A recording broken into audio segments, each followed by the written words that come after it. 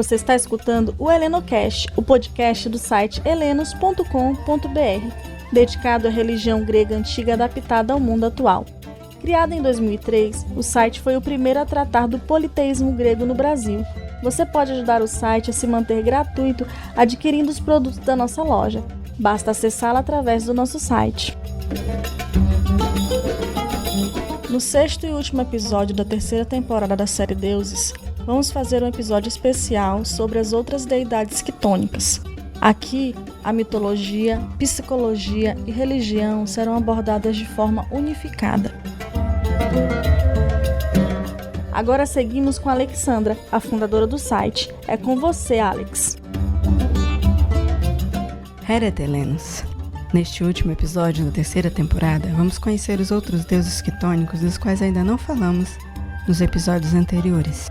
Vamos começar pelo barqueiro Caronte, um espírito ou daimone do submundo a serviço do rei Hades. Caronte é filho de Érebo, a escuridão, com Nix, a noite. Hermes Psicopompo, guia das almas, reunia as sombras dos mortos do mundo superior e os conduzia até o litoral do rio Aqueronte, do qual falamos no episódio anterior, e Caronte os transportava pelas águas do submundo em seu barco a remo. Sua taxa era uma moeda chamada óbolo, que era colocada na boca do cadáver no enterro. Quem então não tivesse recebido o enterro apropriado, não conseguia pagar a taxa e era deixado do lado terrestre do Aqueronte, para vagar por ali e assombrar o mundo como fantasma.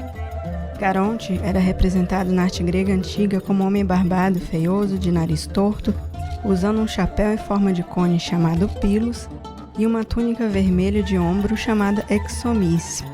Ele era mostrado de pé, segurando um remo em uma mão e se equilibrando com a outra mão na popa do barco, prestes a receber uma sombra entregue por Hermes Psicopompo. À beira do rio havia altos juncos. Algumas pessoas perguntam se o certo é levar uma ou duas moedas, e se elas eram colocadas na boca ou nos olhos. Dizemos que o importante é pagar o barqueiro.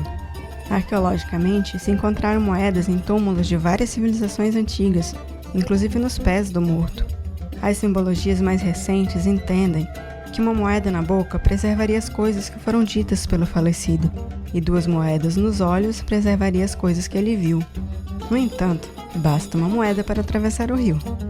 Érebo, pai de Caronte, é o deus primordial, ou protogenos, da escuridão e consorte de Nix, a deusa da noite. Suas brumas ou névoas escuras circundam o mundo e preenchem os buracos da terra. Ao pôr do sol, Nix arrasta Érebo pelo céu trazendo a noite, e sua filha Hemera o espalha pela manhã trazendo o dia. Ou seja, ou se obscurece o éter, que é a luz celeste, ou ele é revelado. Nas antigas cosmogonias, o éter e o Érebo eram considerados as fontes do dia e da noite, muito mais do que o sol. O nome Érebo, que significa escuridão, também é usado como sinônimo do reino submundano de Hades. Érebo e Nix são filhos do caos e geraram Éter e Hemera, além de vários daimones. Outra deidade que habita o submundo é Cronos, rei dos titãs, filho de Géia, a terra, e de Urano, o céu. Cronos governou o cosmo na Idade do Ouro, depois de castrar seu pai.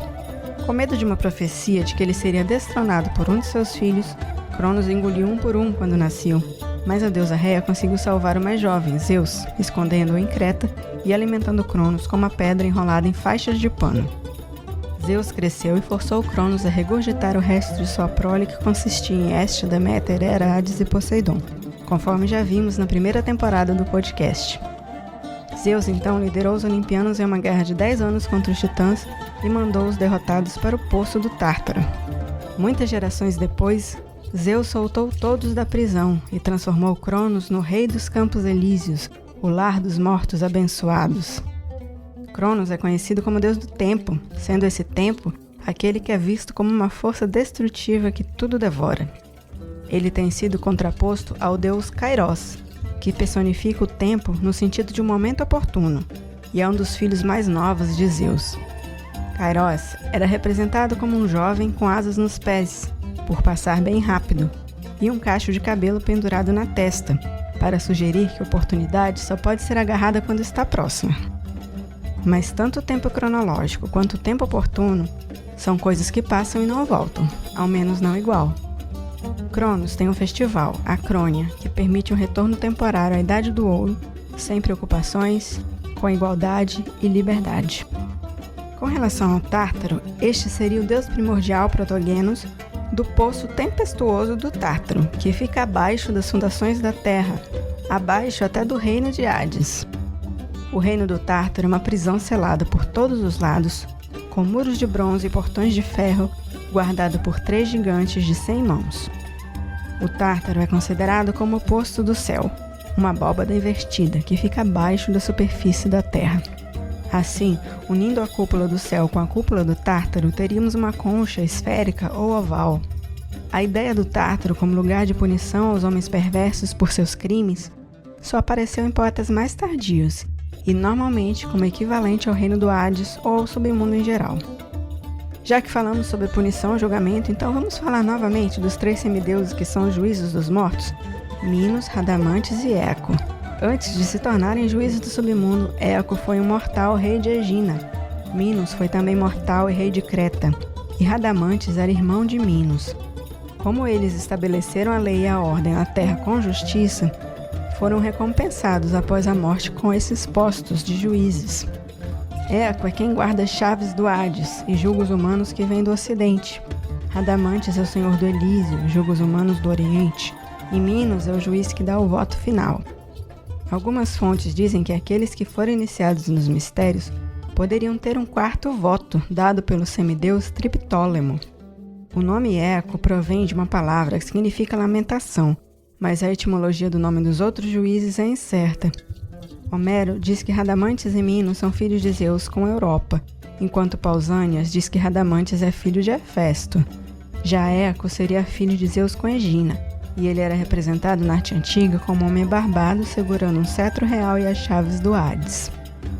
Entre as deidades quitônicas femininas temos Daíra, uma ninfa oceânide de Eleusis, que regia a fonte onde Deméter descansou assim que chegou na cidade.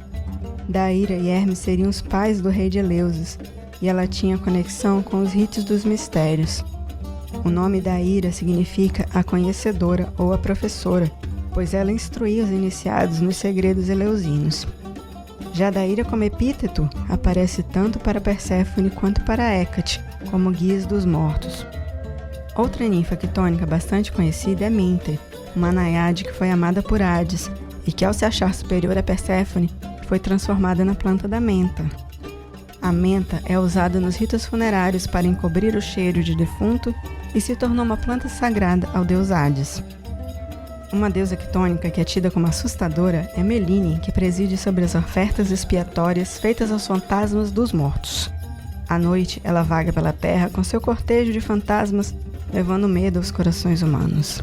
Seus membros são pretos de um lado e brancos do outro, para representar sua manifestação quitônica e sua natureza celeste. Seu nome significa de mente sombria ou propícia. Para os órficos, Meline era um epíteto de Hécate, que também lidera os fantasmas. E para completar essa nossa temporada sombria, vamos encerrar com os Lampades, as ninfas que carregam tochas pelo submundo acompanhando Hécate nas suas aparições e divertimentos noturnos. Elas representam a contraparte divina dos celebrantes eleusinos que carregavam as tochas na procissão noturna dos mistérios de Deméter. Agora vamos ter um pequeno intervalo no podcast. Até a próxima temporada. Essa foi a deidade desse episódio da série. O nosso podcast será quinzenal, nas quartas-feiras, que é tradicionalmente o dia de Hermes, deus da comunicação. Compartilhe a Helenocast com os seus amigos, curtam e sigam a gente para poder acompanhar os episódios. Vocês podem nos encontrar nas redes sociais do site, no Facebook, Instagram e Twitter, HelenosBR. Irene, paz a todos e até o próximo episódio.